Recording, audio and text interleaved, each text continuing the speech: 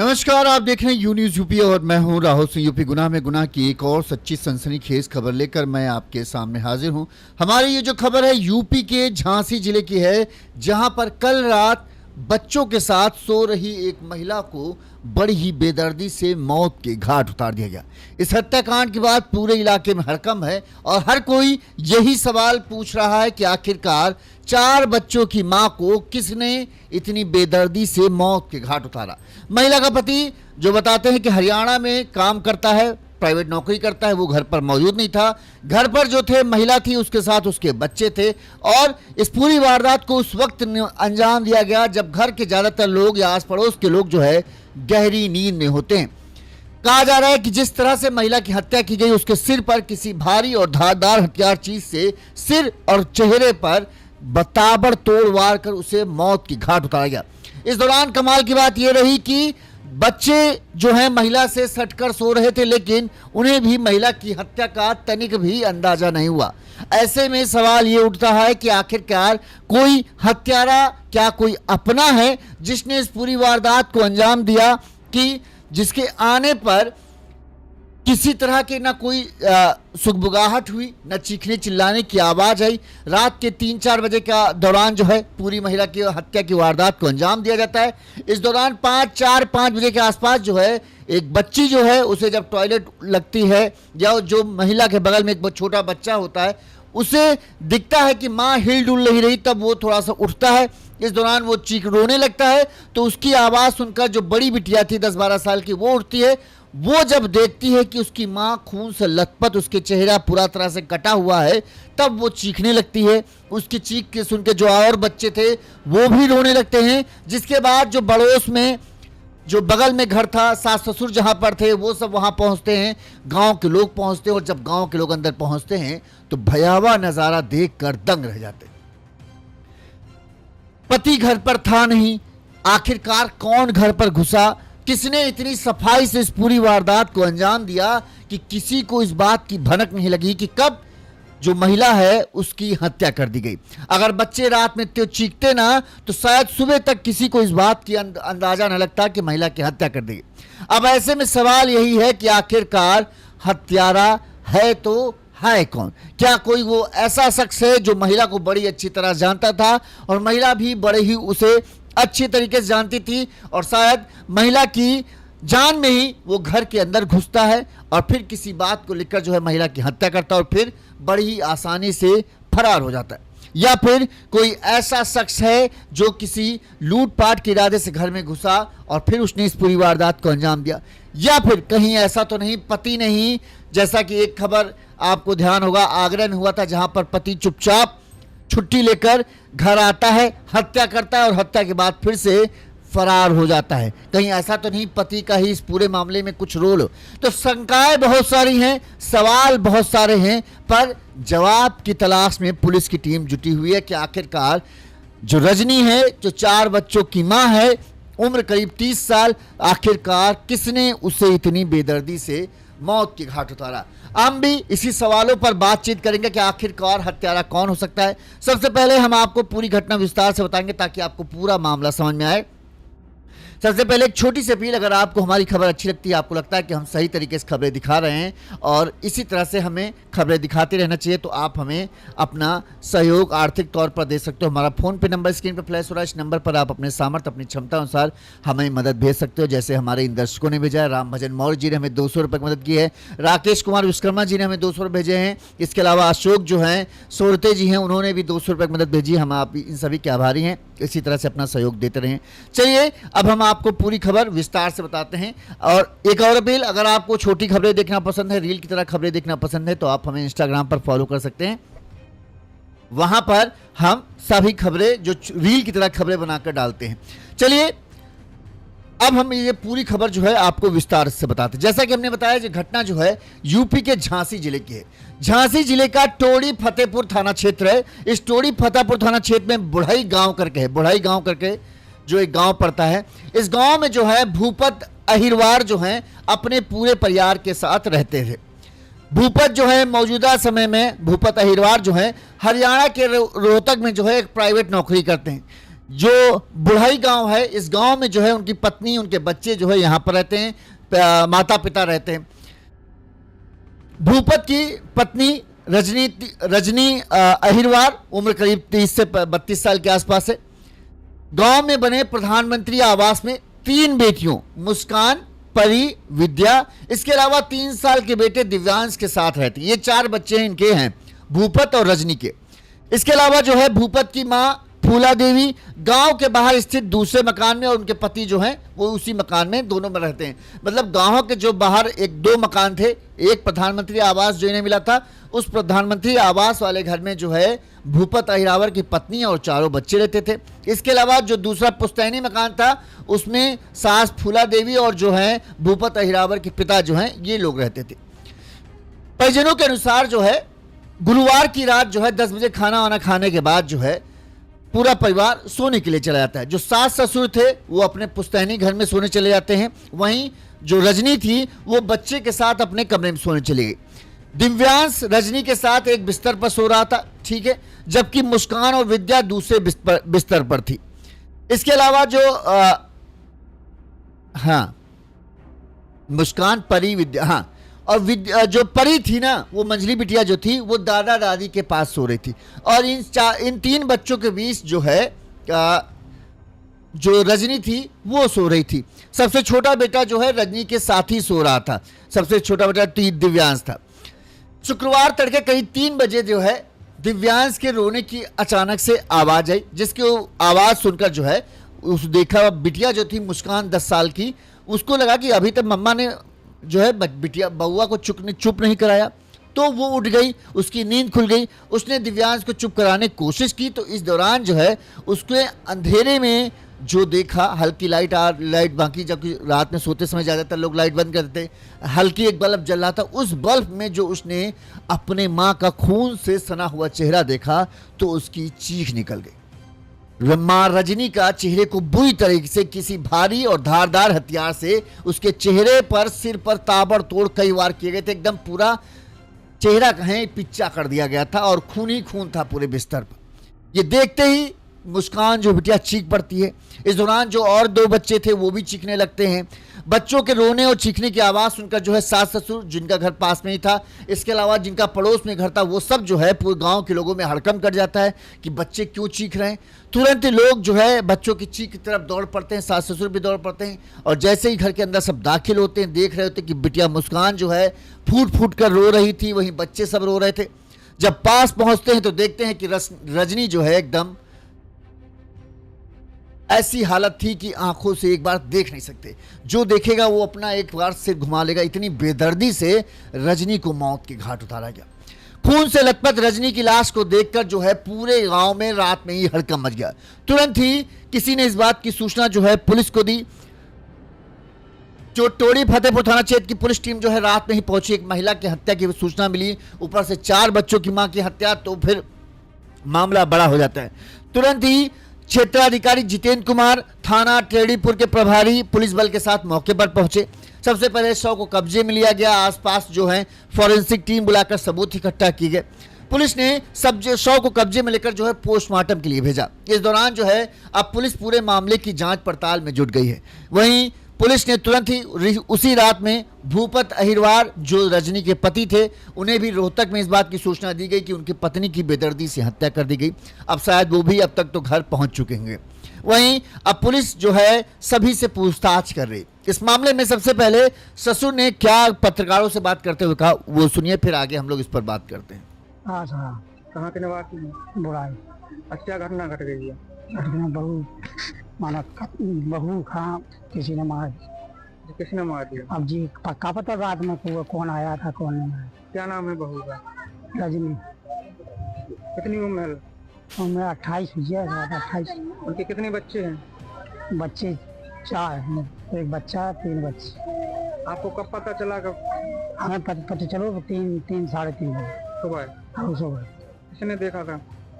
देखो कौन है, लड़की आई बच्ची बाहर निकली, जो माने वो हमारा भाई था छोटा।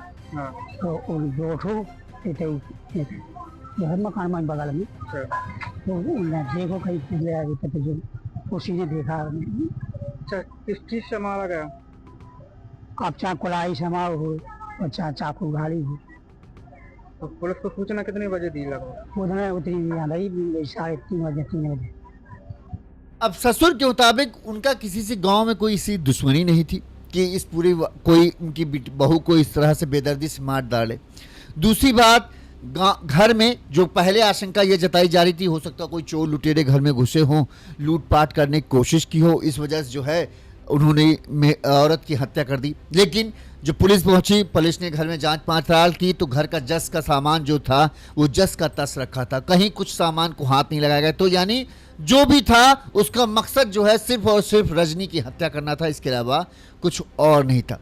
अब पुलिस हर पहलू को ध्यान में रखकर जांच पड़ताल कर रही है। रजनी का मोबाइल पुलिस को मिल गया है। रजनी के मोबाइल से पुलिस अब कॉल डिटेल निकाल रही कि रजनी के नंबर्स जो फोन से किस किस से बातचीत होती थी, कौन कौन शख्स है जो रजनी के बेहद करीब था, किनसे वो ज़्यादा बातें करती थी, किससे कम बातचीत होती थी, हाल फिलहाल में किसके कॉल जो है रजनी के फ़ोन पर सबसे ज़्यादा आए। इन तमाम पहलुओं को ध्यान में रखकर जो है जाँच पड़ताल जारी है। इस मामले में पुलिस ने क्या कहा वो बात सुनाते हैं, फिर उसके बाद हम बात करेंगे कि आखिरकार जब इस तरह के केस होते हैं तो उनमें अक्सर हत्यारा कौन निकलता है।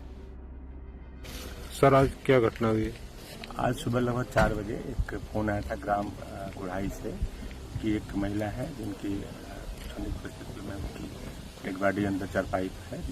इस सूचना पर पुलिस यहाँ मौके पर आई थी। मौके पर उन्होंने देखा कि वो खून से लथपथ बॉडी है वहाँ पर चारपाई पर। इस पर जो फॉरेंसिक टीम को बुला करके सभी साक्ष्य इकट्ठा कर लिए गए हैं। जो उच्च अधिकारी द्वारा यहाँ पर मौके का निरीक्षण कर लिया गया है। बॉडी को पोस्टमार्टम के लिए भिजवा दिया गया है।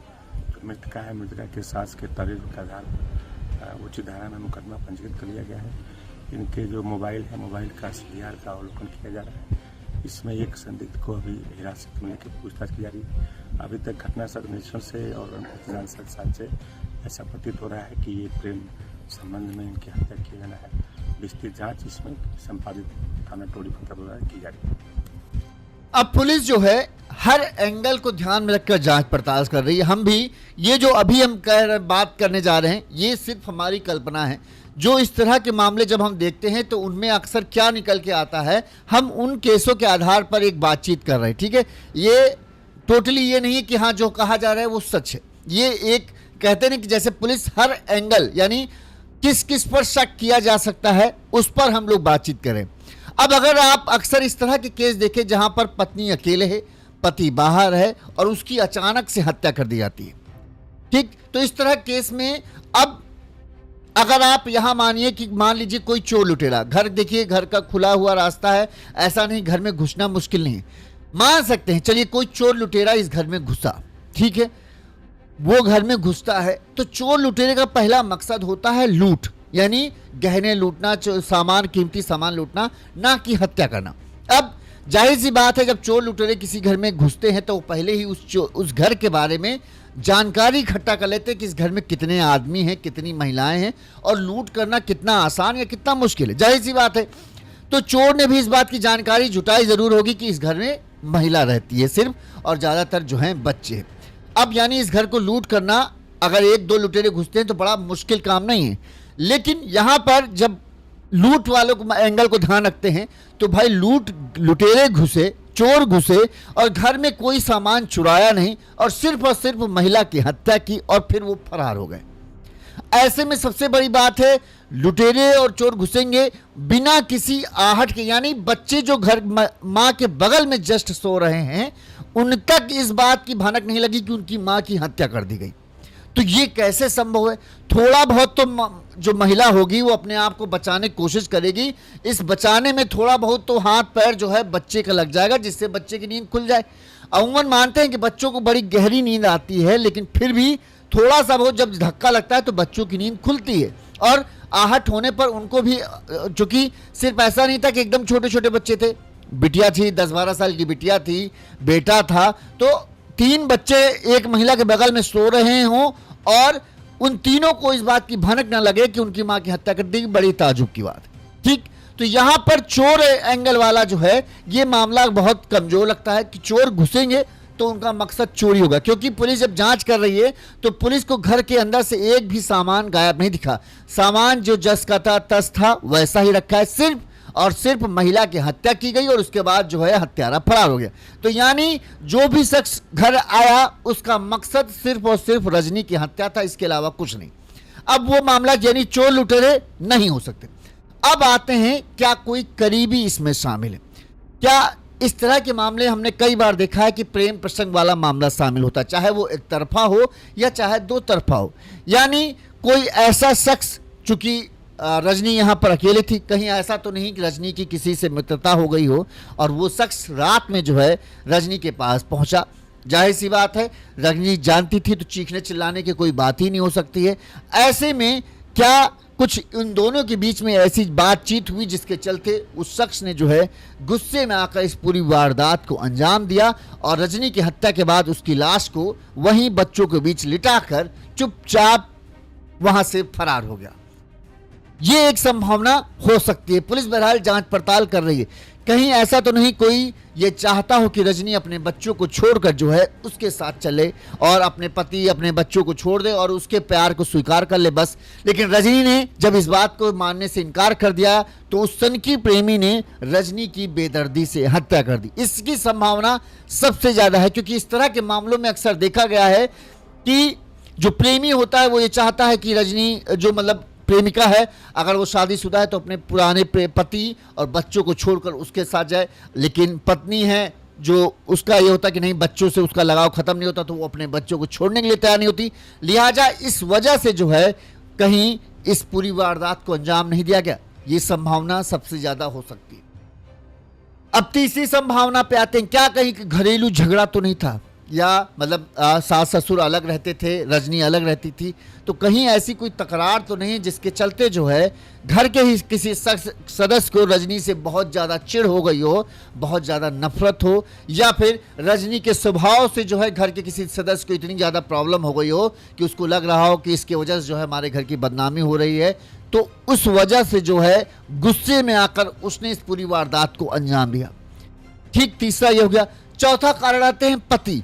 एक आगरा में इसी तरह घटना थी जहां पर पति जो है उसका कहीं जहां वो काम कर रहा था वहां पर उसका किसी महिला के साथ प्रेम संबंध हो गए। अब उस महिला ने ये शर्त रख रखी थी कि जब तक तुम अपने पत्नी को ठिकाने नहीं लगा दोगे, अपनी पत्नी से पीछा नहीं छुटाओगे, तब तक हम तुमसे शादी नहीं करेंगे। तो फिर उस पति ने क्या किया, सबसे नजरों से छुप कर वो उस टाइम घर आया जब कोई उसे देख ना पाए। ज्यादातर उस समय बच्चे जो स्कूल गए थे, घर पर सिर्फ पत्नी ही थी और वो घर में घुसता है, पत्नी की हत्या करता है और फरार हो जाता है।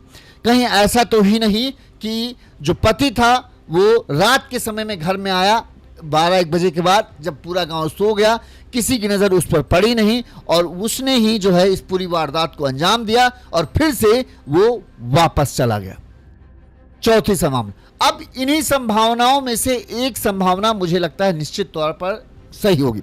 देखिए, सबसे ज्यादा शक किसी करीबी पर, चाहे वो पति हो या फिर घर का कोई सदस्य हो या फिर प्रेम प्रसंग वाला मामला हो, इन तीन में से ही। क्योंकि जिस तरह से घर से एक बार भी चीखने चिल्लाने की आवाज नहीं आई है, ऐसे में ये माना जाए कि जो शख्स घर में घुसा है उसको घर के बच्चे और जो महिला थी वो अच्छी तरह से पहचानती थी, तभी कोई भी बच्चा ना चीखा, क्योंकि उन्हें उससे डर नहीं महसूस हो। अनजान आदमी रात में आता है, कोई आएगा तो बच्चे उससे डरेंगे, ठीक है, एक बार चीखेंगे चिल्लाएंगे। महिला भी कुछ ना कुछ आपत्ति आवाज करती फलाने के, लेकिन यहां पर कोई आवाज नहीं। कई लोगों को मानना है कि कूलर चल रहा था, इसकी वजह से शायद हो सकता हो महिला चीखी भी हो, उसकी आवाज दब गई। लेकिन बात यह है कि महिला चीखेगी तो भले ही दूर आस पड़ोस के लोगों को उसकी आवाज ना सुनाई दे, लेकिन बच्चे जो बगल में सो रहे हैं उन्हें तो आवाज सुनाई देगी। तो ऐसे में संभावना है कोई ऐसा शख्स है जो या तो इसी गांव का है, जिसे बच्चे भी बड़े ही अच्छे तरीके से जानते हैं, जो बच्चों से रोज मिलता जुलता होगा और जिसने बच्चों से बड़ा प्यार व्यवहार बना रखा होगा कि बच्चे उसे कभी भी देखें तो वो मतलब घबराए नहीं, डरे नहीं। ऐसे में संभावना यही है कि गांव का ही कोई शख्स है जो इस घर में रात में आया और रजनी से किसी बात को लेकर उसकी तकरार हुई और उसके बाद जो है उसने इस पूरी वारदात को अंजाम दिया। अब अच्छा, पुलिस देखो, मोबाइल रजनी का मिल चुका है, रजनी के मोबाइल से ये पता चलेगा रजनी किस किस से बातचीत करती हो। अगर जरूर जाहिर सी बात है प्रेम प्रसंग का कोई मामला होगा तो वो नंबर जाहिर सी बात होगा रजनी के मोबाइल लिस्ट में होगा, जिससे रजनी ज़्यादा बातचीत करती होगी। उस आदमी को ढूंढा जाएगा, उससे पूछताछ की जाएगी, भाई तुमसे रजनी क्यों बातचीत करती थी, या तुम्हारा फ़ोन जो है रजनी के फ़ोन में क्यों जाता था। तो उसको ढूंढना कोई मुश्किल काम नहीं है। दूसरा चीज़, अगर पति ने इस वारदात की किया तो पति बस से आएगा या ट्रेन से आएगा, तो स्टेशन, बस स्टेशन के पास सीसीटीवी कैमरा लगे होते हैं। अगर वो बीच में कहीं रुकता है तो वो भी जो रोड हैं, गांव के रोड आने जाने वाले, उन रोडों पर कहीं सीसीटीवी कैमरा मिलेगा तो उन सीसीटीवी कैमरों से जो है पुलिस इस तक ये देख लेगी कि क्या कोई बाहरी शख्स जो है रात के समय में घर में गांव की तरफ आया है कि नहीं आया है। अगर आया होगा तो किसी न किसी सीसीटीवी कैमरे में वो शख्स दिखेगा, क्योंकि किसी न किसी साधन से ही तो आया होगा। तो ऐसे में पुलिस के लिए ये केस सुलझाना उतना मुश्किल काम तो नहीं है। मुझे जहाँ तक लग रहा है, या तो यही मुझे है कि गांव का ही कोई शख्स है जिसका रजनी के साथ कोई ना कोई मामला रिश्ता ज़रूर होगा, और शायद वो ये चाहता हो कि रजनी सिर्फ उसकी बनकर है, और रजनी ने जब इस बात से इनकार कर दिया होगा तभी जो है उसकी हत्या कर दी गई।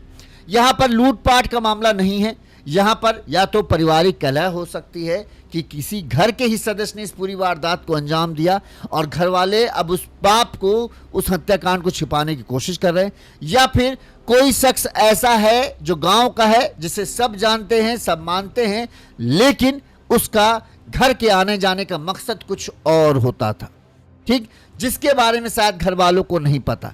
अब पुलिस की जांच मोबाइल से जो निकलेगी, बहुत जल्द, पुलिस का दावा जैसा है कि बहुत जल्द इस पूरे हत्याकांड का वो खुलासा कर देंगे। हम भी यही मानते हैं, ज़्यादा समय इस पूरे केस में लगना नहीं चाहिए। अब पुलिस जैसे ही कॉल डिटेल निकालेगी तो गांव का हो या आस पड़ोस के कहीं क्षेत्र का हो, जिसके भी नंबर से ज़्यादा बातचीत मिलेगी, हर उस शख्स को पुलिस उठाएगी और पूछताछ करेगी।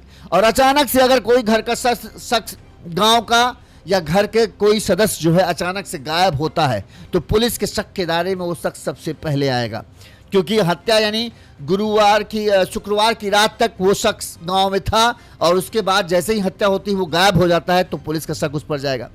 साथ में मोबाइल में किसकी किसकी रिकॉर्ड निकल के आते हैं ये भी है।